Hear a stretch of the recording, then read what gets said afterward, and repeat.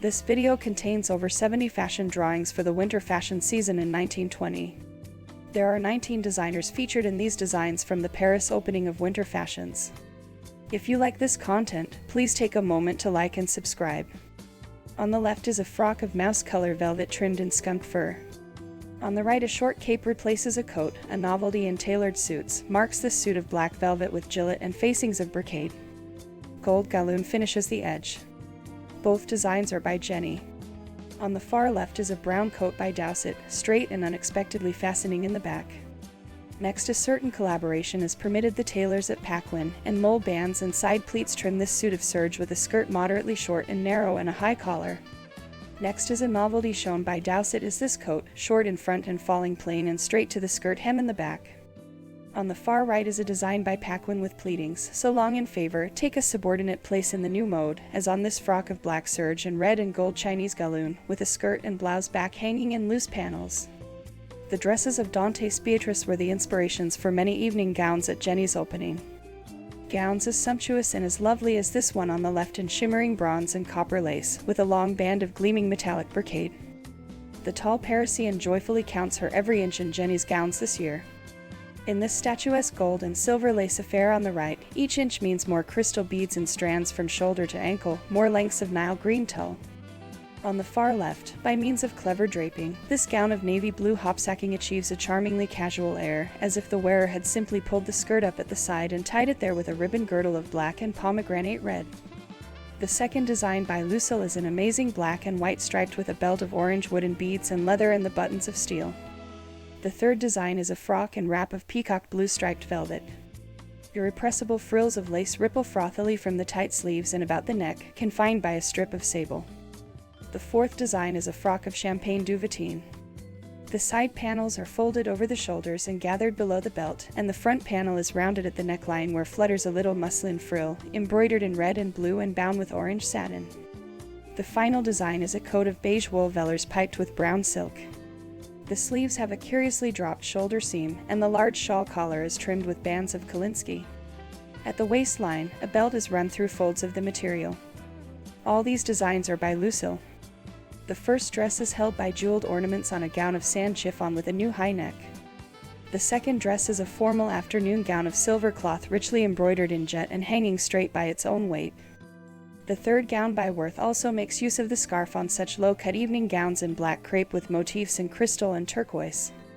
On the left is a slim suit of dark blue duvetine contemplating an Arctic expedition, judging from the lavish use of grey mouflon which forms a Victorian collar and then travels all the way around the edge of the coat. A tiny fold of red jersey makes a vivid line around the hem of the skirt and above the fluffy cuffs. Steel thread is embroidered into squares over the entire coat. The second design is a frock that breathes of Andalusian nights. A bouffant overdress of the most romantic of fabrics, black Spanish lace, is hung over a scant foundation of black satin. The moot questions of skirt length is answered by the charming and highly favored compromise of an underdress cut short and an overdress cut long. The bodice is finished with a girdle of jet. The third design is a cream cassia frock of striking originality cut according to the long-waisted straight lines of medieval attire and trimmed with bands of Egyptian embroidery, glowing with red, blue, and silver. The full sleeves of white chiffon crepe are embroidered in narrow stripes. The uneven hem dips slightly in front, and much more at the sides, aided by fringes of monkey fur. All these designs are by Lavin. These designs are by Chanel. First on the left is an engaging idea of Chanel's is to quilt a black charmeuse coat in a warm and cozy way, wrapping the throat and wrists with the skunk that bands the two-tiered skirt. Out of sight, but not out of the mind of the Parisian, is the charmeuse frock that goes with it. The second design is a frock of the two-piece charmeuse suit. On the black chiffon that veils the charmeuse are bands of French blue tissue, and at the back sways a little version of the petit ab cape that keeps cropping out unexpectedly this season. The third design is a dress with a massive little panels fluttering Paris-wise below the silver thread-encrusted bodice of a black crepe de chine frock, belted with silk. The fourth design is made of metallic lace of mingled gold, bronze, and silver. Black lace flirts out into a bolero-like effect at the back and floats above the ankles, and draperies almost make trains. The final design on the right is of a black satin evening gown, but the surface is solidly encrusted with red beads after the newest whim of fashion. Brown tulle puffs out about the skirt. The costume consisting of a frock and a coat has lost naught of the favor accorded to it in recent seasons. In this case, the connecting link is the white brocaded crepe which forms the top of the frock and the lining of the coat. The loose unbelted coat has a yoke drawn close about the shoulders after a manner acceptable to coats this season, and the silhouette in both is straight and slim, but slightly widened by the cascades at the sides of the frock, for Chanel is not of those who advocate fullness in the new mode. Ermine collar and cuffs finish the coat. A back which follows the lines of the figure without the assistance of seams is characteristic of the Chanel coats this season, and its effectiveness may be seen in the coat of the three-piece costume in gray crepe de chine at the right. The wide bands are of gray fox. The short cape, which is a marked feature of moth wraps and suits, appears on the long black satin coat at the left. A very smart affair of conservative lines, but elaborate with a design in quilting which covers most of its surface. No fur is used, for the quilting is both warm and decorative. The first design is a gown of black satin, which its unsubstantial smartness lies in its clever use of a new chinelle dotted black veiling. The second design has an uneven line at the bottom, often formed by long points of overdrapery. May be noted on many of the new frocks for afternoon or evening wear. The points are here of plain brown chiffon. The gown of the Salem chiffon with conventional eyelet embroidery. The final design is of sober colors, conservative lines, and distinctly wearable qualities mark the costumes in this collection, which votes for simplicity and slim lines. Monkey fur is the only trimming used on the gown, which depends on grace of line and shimmer of black velvet. All these designs are by Chanel. The first design is a frock of black velvet, but shows its individuality in gray squirrel facing and red and blue embroidery on its white chiffon sleeves. The second design is partial to the ball trimming that edges the scallops on this brown velvet and chiffon frock, as well as to the embroidery that traces great golden circles in both of the fabrics. The third design is a suit of beige cloth, as one of the exponents of the ubiquitous use of fur as trimming. Vertical strips of brown fur trim the collar and coat border. The small belt is to be noted in these days of few belts. The fourth design appears in a blue serge with a bodice embroidered in the silver diamond pattern seen in men's dress in the Middle Ages. Squirrel makes the collar and cuffs. The last design is an evening frock with a straight neckline of rich dark brocade, belted low with bead embroidery. All these designs are by Beer. Poire evening gowns feature this versatile affair, which may be scarf, drapery, or train at the wearer's will. Iceberg, in black velvet, black and silver lame, and fox, presents his new minaret tunic for the willowy woman. The second design influence predominates in royale, and the skirt shows increased width and length. Peasant costumes are also suggested by this model of old blue velvet with matching hat and gold and sapphire embroidery. The third design is a coat with a loose waist and full skirt, ending in wide fur bands. This is of black and beige and black velvet with wide bands of opossum and fastenings of gold and a long full skirt. The fourth design is of peacock velvet full skirt, and the picturesque waist is of dark green broadcloth. The final design has a scarf goes from the absinthe green waist to form sleeves. Beaver and red and blue embroidery trim it. Olive green velvet makes the full skirt. All these designs are by Poart. The first design is by Madeline, made of black broadcloth with circling scrolls. Extra scrolls appear here and there made of steel nail heads. The second design by La Fontaine. Like folded fairy wings in this little cape of gold lace thickly embroidered in pearls of various sizes. Fashioned of the same fabric are two panels which form a double train at either side of the back. Short scant black charmeuse makes the rest of the gown. The third design by Dowsett is oddly picturesque, yet unquestionably smart, is this gown of black net and velvet over black satin. The net is heavily embroidered with coarse gold threads, like golden spider webs, and a long rope of black jet adds an interesting accent. The fourth design is also by Dowsett and has ropes of beads from some coral strand covering a black georgette crepe bodice on a charming dinner frock. The velvet skirt wears tiny pleated ruffles of georgette crepe, restrained from an excessive fluffy frivolity by sober hands of black velvet ribbon.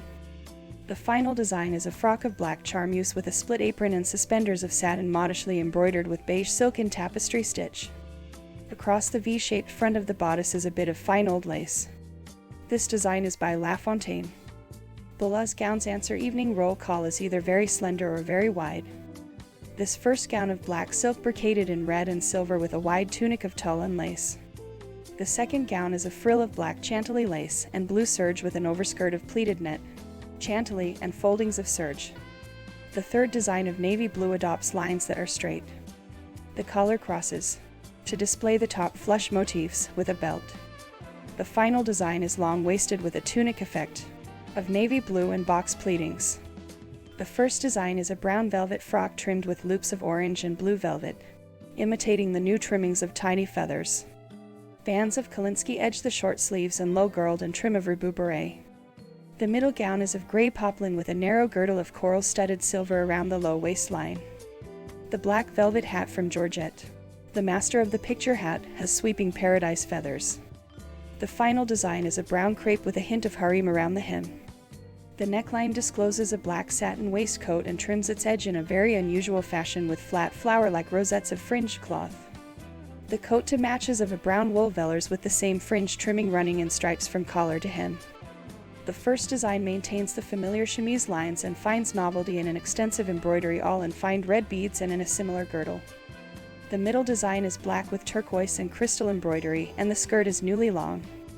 The last design has wide cuffs and trimming of jet-studded gray broadcloth. It is of black velvet and long-waisted. All these designs are by Primette. These two designs are by Renee. On the left has trimming consisting of flowers cut from the fabric of the costume of maroon duvetine. On the right design has panels turned back on themselves in green bure, wolf-trimmed, worn over a matching frock. Matching wraps and gowns appear even for evening wear this season. Black cherries makes both the gown and the coat. White velvet lines and ermine collared. The second design is a crepe jersey in pearl gray with panels of flowers cut from the crepe, each held by a steel band. The third design is black velvet and trails a coral line train from coral and silver embroidery set high on the right hip. The fourth design is a velvet gown which will not tolerate a corset. The final design is of wool poplin and glazed satin. On the sleeves are the typical flowers set just above the flaring cuff. The first design is a beige coat dress. Much noted at the openings, has an unusual cape collar which starts with a tiny yoke and ends at the shoulder. The middle design cape yields first place to a wrap more nearly on coat lines, such as this brown cloth with bands of dull gold. The final design has a fancy fur trimming the front of a belt and leaving the black flat is followed in this green tiller of most excellent line. Peacock feathers are one of the newest trimmings on this black velvet gown with puffy tulle panniers. The design on the right is a gown in green crepella, very short, very low, and entirely without trimming. Its draped lines are extremely supple. The first design is black velvet, softly draped, untrimmed save for strands of jet on one shoulder and wearing a long narrow train. The second design by Roland is in brown crepe. The somberness of its color, for instance, grows radiant with a girdle of gold tissue. Soft ornaments of monkey fur are caught here and there with jet bugles, and one-sided drapery argues well for loops. The third design is a smart frock with black velvet and black crepe. The girdle is of rows of black and white glass beads and ends with bead tassels. The first design is black broadcloth with a shawl collar of deep monkey fur and a jab out of white Georgette crepe. Bits of black sire braid couched with embroidery floss makes the trimming. The middle design is of black lace with brilliant silver cloth gleaming through. The final design is made of royal purple velvet and ermine. The lines of the wrap taper from full drapery, which evolves into low wide sleeves.